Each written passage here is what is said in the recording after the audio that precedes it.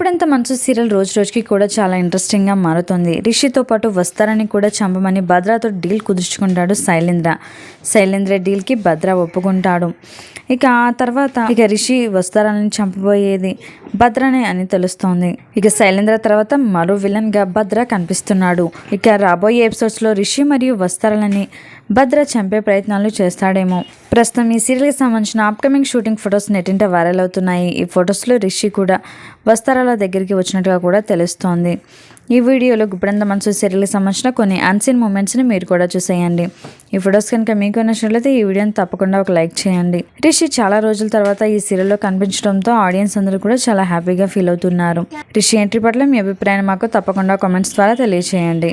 ఇలాంటి latest videos కోసం ఇప్పుడే మా ఛానల్ని సబ్స్క్రైబ్ చేసుకుని పక్కనే ఉన్న గంట సింబల్ని క్లిక్ చేయడం ద్వారా మేము పెట్టే లేటెస్ట్ వీడియోస్ని నోటిఫికేషన్ ఫామ్లో ముందుగా మీరే చూడవచ్చు.